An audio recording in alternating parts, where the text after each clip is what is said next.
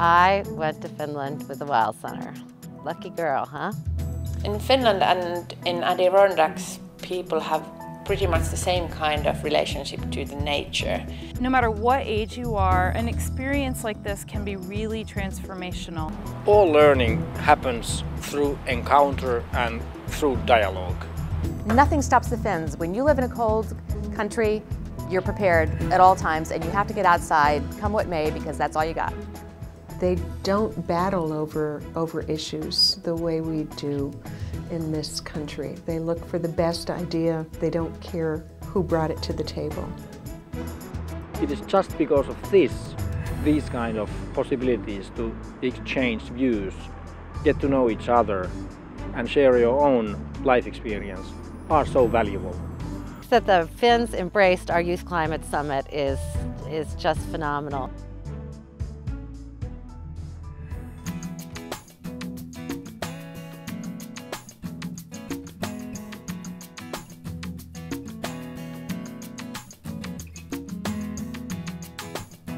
This was a chance for two communities to switch places for about a week and see what the other community was doing. The Museum Collaborations Abroad program really aims at connecting museums all over the world and helping to create common dialogue around critical issues. So we had a nice mixed group interested in different aspects of energy, climate, sustainability. We could learn from each other about what we're doing to help the environment and make new initiatives within our communities. Let's learn from other countries, especially with our similar climates and similar struggles. Our mission was to try to educate ourselves on how Finland is coping with climate change and educating their people to be more environmentally friendly. This was a way to find out what another science center is doing and how we compare and what we can learn from each other. Both in terms of our climate as well as some of the issues we were working on within our institutions on education. And when you do that and you sort of look back at somebody else's culture, you always see your own culture in a different way.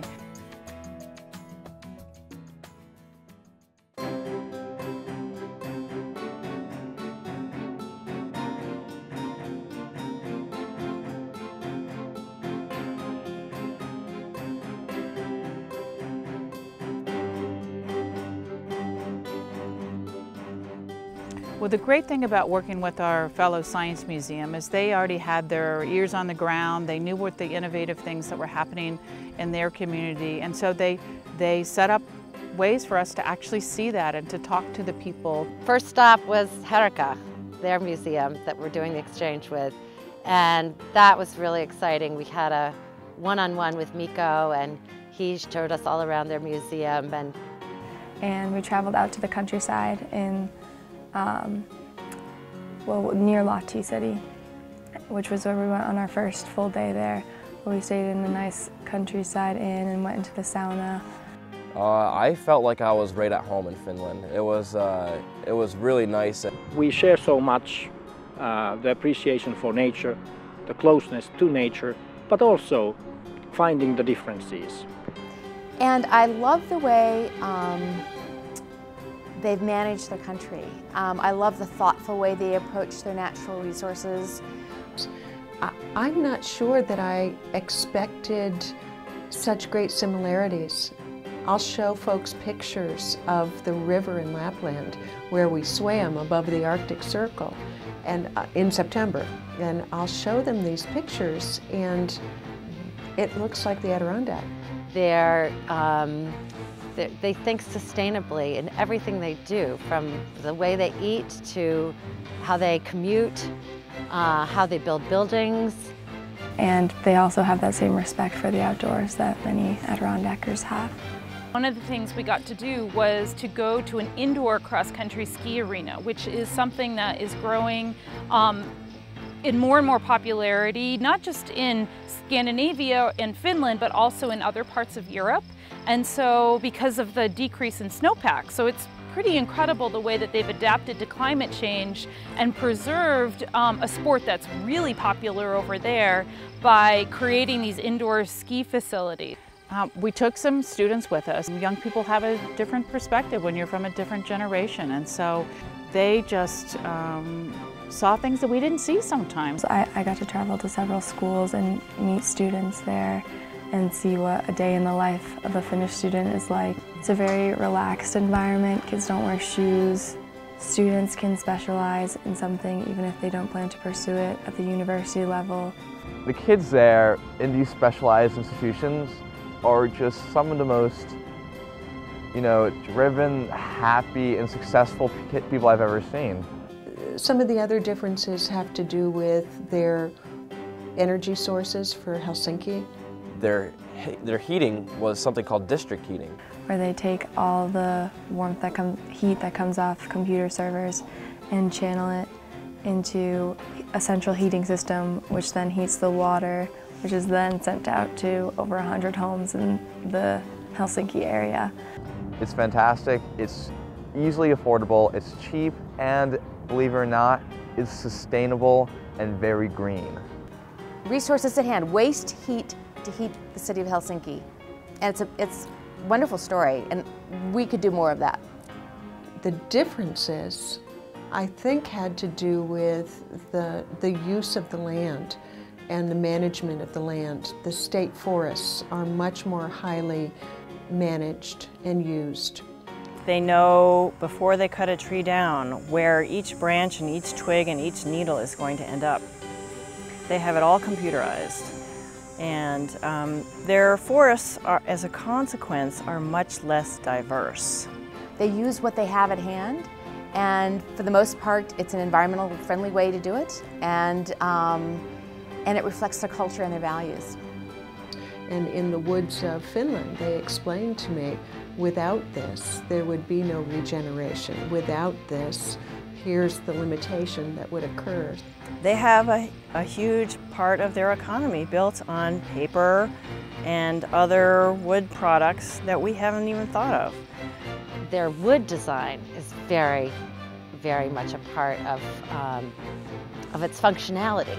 Another place that we visited was a design shop in a town called Lahti, which brings together wood artisans, even loggers, designers, architects, to look at each piece of wood and to figure out what's the best use for it. They just don't have something that performs a certain task. It aesthetically has to be pleasing. It's a way to use our forests in a productive way that boosts the local economy. It's sustainable, it's beautiful, it's artistic. It works on so many levels. That was something we all hoped to bring home to this area. We've been working on taking some of that and bringing that here, and hoping to come up with a forum where we're talking to people in the wood products industry here in the Adirondacks and take a look at being more proud and thoughtful about wood, how we use it, what the finished product looks like. Their pride in their wood, their pride in their woods go hand in hand. They're more integrated with the natural world, I think. Their whole sauna culture is fascinating. So they're outside more purposefully, I would say, maybe, than we are. I think that the Finns have a great appreciation for the outdoors. They spend lots of their time at their lake house. Many people have lake houses. I was amazed to be there in September and see an entire daycare facility bundled up to go out for their nap. They also embrace design. They care about aesthetics in such a big way. And the windows in Helsinki and the stores were stunning. And every building that we went into, be it industrial or private, the splashes of color, to handle energy and mood throughout the winter were striking. Their attitude toward government is so much more positive than here. Their support of government, respect for government.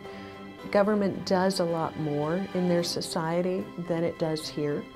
We had long conversations late into the night over their movies and their music and their appreciation of American movies and music. And the cultural links, I think, were much greater than we ever anticipated.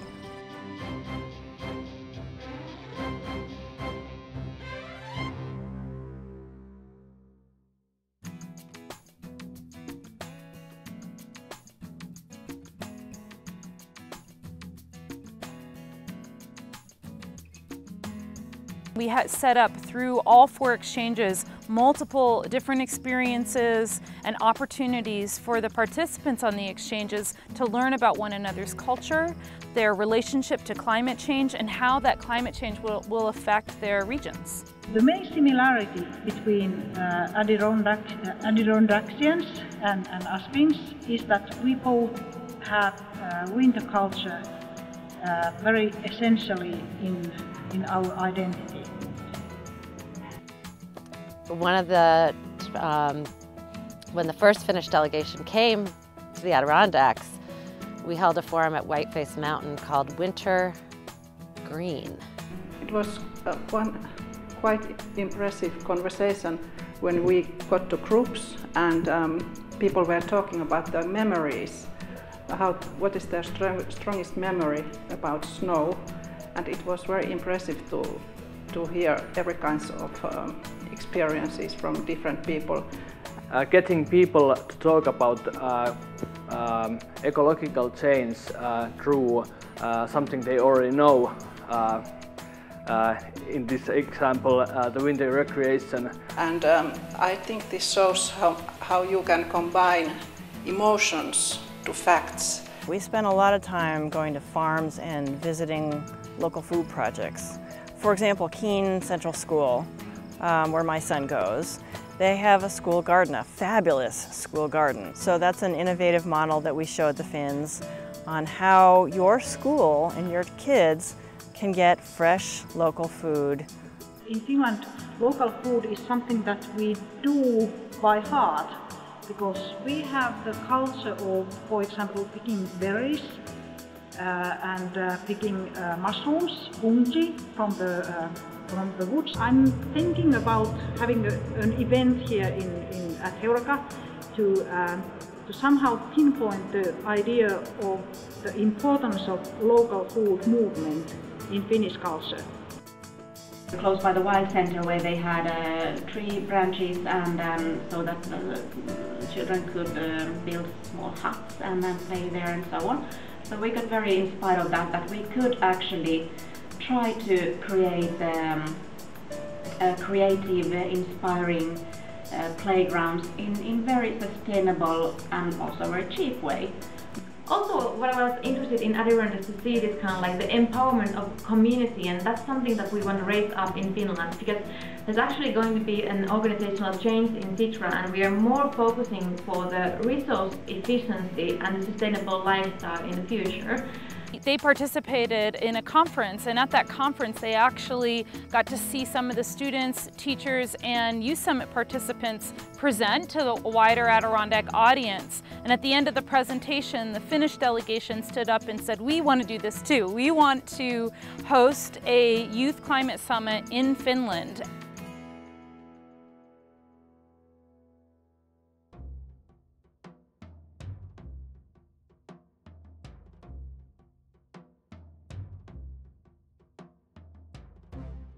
Prior to this exchange, another event I was very much involved with the WOW Center was our International Climate Change Conference. People from all over the world, England, Singapore, China, very important academics, Yale, Princeton, Harvard. We're all here to just get the community together to talk about an issue we all care about. What came out of that was an Adirondack-specific climate change conference, and what came out of that was the Youth Climate Summit. The Youth Climate Summit has been a thread through the entire project. We scheduled the first trip, Finnish delegation coming over during our Youth Summit so that they could bring and speak at the Youth Summit and talk about this as a global issue, and they brought so much richness to that conference. The Youth Climate Summit was a wonderful experience for us Finns. First of all, just to call that kind of event a summit gives it a very high profile. And we met those young people who had been participating in it, and they were representing their work at the schools and at the conference. The most important thing for me was to see how Wild Center has to involve quite a huge amount of people to be part of its work. One good idea could be that if you want to influence the young people, you should get other young people to talk with them. Using the role models of the young decision makers and also channeling the enthusiasm of the kids to work together to improve their schools was a wonderful and a natural way to work. Some of the things that I got from Adirondacks have already been put into action. And the most important thing, of course, of all, is the Youth Climate Summit. As a result of that project in this program, we are now going to be witnessing the first ever Finnish Youth Climate Summit. As they start this in Finland, I get very excited to see what's going to happen and how that's going to spread. And if our youth are understanding and educated and cross-culturally connected, then there's a chance for our leadership. When I first sat down for the first steering committee, I never in a million years imagined that other people would really take a shine to this the way we are. It's just fantastic. Imagine being 18 years old and knowing that you've changed the way people are doing things in Finland. That's pretty incredible.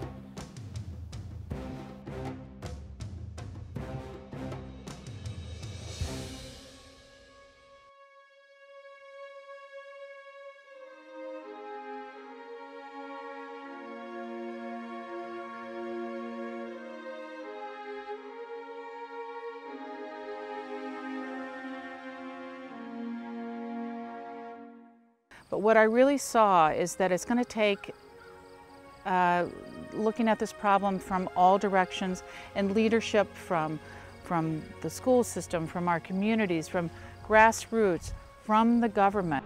We who work in museums very often just look at ourselves.